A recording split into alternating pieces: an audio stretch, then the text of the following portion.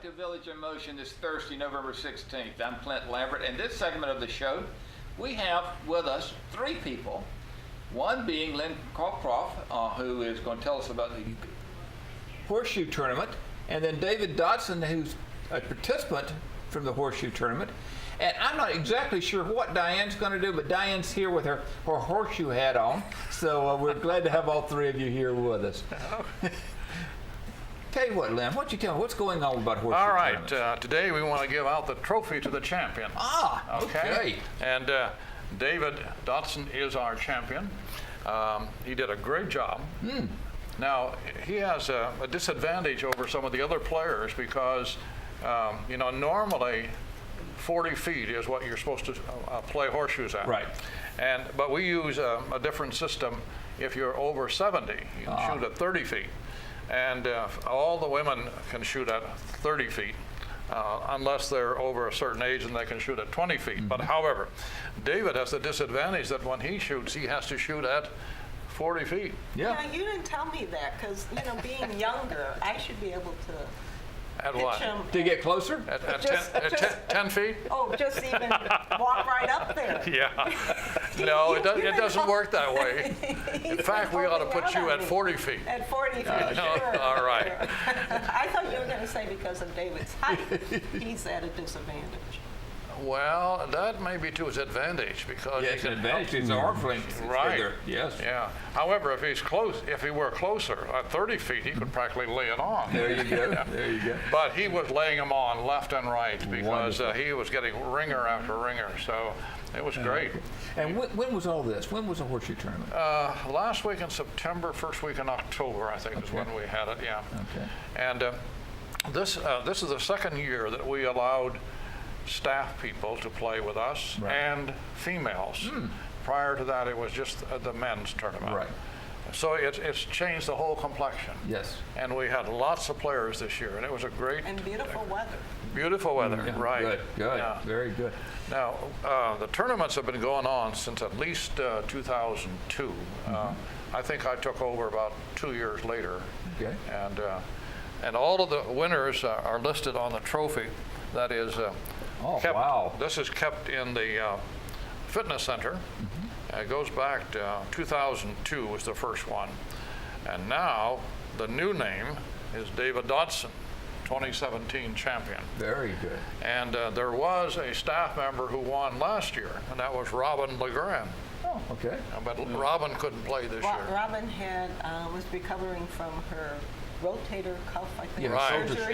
yeah. At least that was her excuse, or maybe she was afraid that David was going to beat her, but I understand she wasn't happy. She's a real good thrower. She's So good. I think just get in them next year. And Well, that I would be think your David's a tournament. little concerned about next year if she's playing because she's going to be shooting at 30 feet and he'll be shooting at 40. Yeah, it should be good. It should be. That should be a good tournament, right? And this is kept, of course, in the fitness center. Yes. But the one that we really want to give out today is the first place winner. Okay. And it was so new that we still haven't even uncovered it yet. Got all the plastic still on it Yeah. around the base. Get that off here. That looks nice. Wow. And Green Spring Village 2017 Horseshoe Champion, David Dodson. All right. Very good. Thank you. Thank you. Congratulations. Thank you. You are welcome. Thank you. Very good. Very good, David.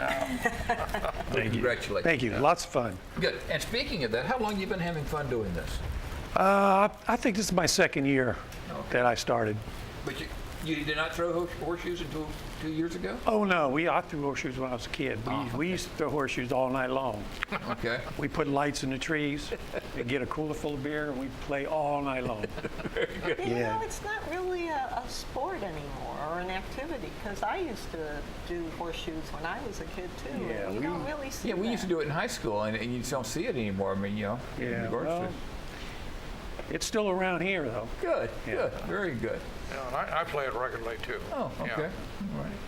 You know, with horseshoes, there's a special scoring mechanism with it, right? A sequence. What's the scoring sequence? There's specific rules. He's a rule keeper. Let Well- me tell you, yes, indeed, because sometimes I'm like, oh, I have a point. And he's like, there you go. He's got a tape ruler. He measures everything out, and it's all okay. legal and fair. If a shoe lands within the distance of a shoe Okay. from the stake, that's 1 point. And we say the distance you're talking about between the two prongs Yeah. of the shoe. And if it's a leaner that leans against the stake and is held up by the stake, it's 2 points. Okay. And a ringer is 3 points. And a ringer means it truly goes It goes around over the the stake. stake and must be completely over the stake. Yeah. Okay. And the thing is that some people don't often understand is that if you throw a ringer and your opponent throws a ringer on top of yours, it nullifies it. Ah, So so if you That's throw why a I'm ringer, saying, yeah. watch it if you're playing with legs. Exactly, exactly. however, the other thing is that if David throws a ringer and he throws another ringer on top of it, Right. he gets 6 points. Ah, okay. That's how the score really moves. It moves up very rapidly. Yeah. However, that doesn't happen that often, but it Well, does happen. if he throws 2 ringers in a row, and his opponent then throws a ringer on top of his 2, what happens? If it throws one ringer on top of it, it nullifies 1. Oh, okay. So he still gets 3 points. Oh, okay. Yeah. All right. Okay. Yeah. So just 1 for 1. Yeah, right. Very good. How long does a game usually take? How long what? How long does a game usually take with the horseshoes? Well, that depends. Yeah. See, there's Could no go time. quick or slow. Oh, okay. Depends how good you are. Okay. And the winning you have to have how many points in order Well, to win? 21 is the score. If the opponent doesn't get any points and the person gets 11 points, he wins. Okay, Yeah, okay. that's a shutout. Okay. Yeah. Otherwise, we do use another system so that it doesn't go on forever. And we have 10 times back and forth. And if it's not up to 21 at that point, whoever has the highest score at that point wins. Okay. Okay. Very good. Yeah. Very good. Do you have warm-ups during the year also to practice, right? They can practice anytime they want to. Okay.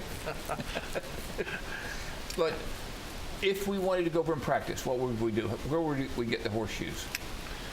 In the garden shed next, closest to the court. Okay, we call it the Telliger shed. Yeah. Okay. And that's where the shoes are kept. Okay. And of course, the stakes are out there all year long, so you play anytime.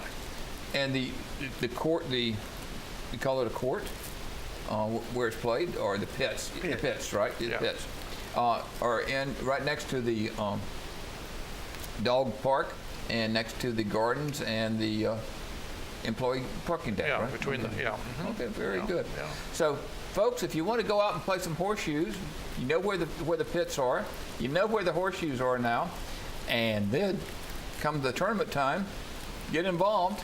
Let me know and sign up. Okay. Right? Anytime. So let Lynn know if you want to do it and get involved. It's a great sport.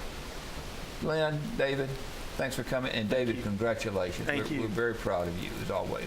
And if you haven't seen David play horseshoes, I hope you've at least seen all the beautiful outside decorations he has done around campus over the last several years. And we That is greatly, for greatly sure. appreciate it. They are wonderful. Thank you. Yeah. Very, very nice. Okay, folks, don't go away. We've got some